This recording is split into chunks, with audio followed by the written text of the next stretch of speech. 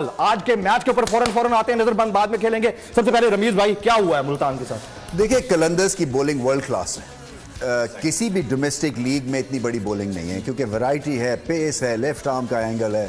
सो अगर आपने कलंदर्स के खिलाफ जीतना है तो सबसे पहले तो आपको इनको 200 रन नहीं करने देना सर, क्योंकि 145 पे भी मैच ये टीम जीत सकती है। ऊपर से घर में खेल रहे हैं, सो ये कंप्लीटली आउटप्ले किया उन्होंने। एक बेशक रेगुलर या इरेगुलर बैटिंग के बावजूद भी कलंदर्स जो है वो 170 180 कर जाते, टाइम वेस्ट नहीं करते उनका टॉप ऑर्डर। आपने देखा मुल्तान सुल्तान्स ने बहुत ज्यादा बॉल कंज्यूम किए, पहले तो ठीक खेल रहे थे। हाँ, नहीं मतलब अब देखें ना, अगर आपके ओपनर्स जो है शान मसूद स्ट्रगल कर रहे हैं, 19 बॉलों में 19 स्कोर करते हैं। सो रियलाइजेशन ये होनी चाहिए कि अगर मैं नहीं हूं तो मुझे फिर आउट होकर दूसरे को जगह देनी है, क्योंकि ये फिर टीम को बिठा देती है चीजें। इसी तरह से रिजवान 20s 30s के बाद वही एक सतून है इस टीम में, उनको फिर टेक ऑफ करना था।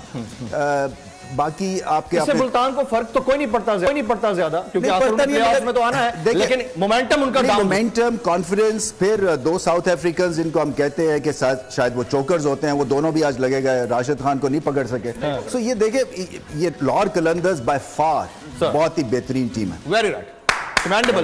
सैकी भाई, योर कमेंट्स सर।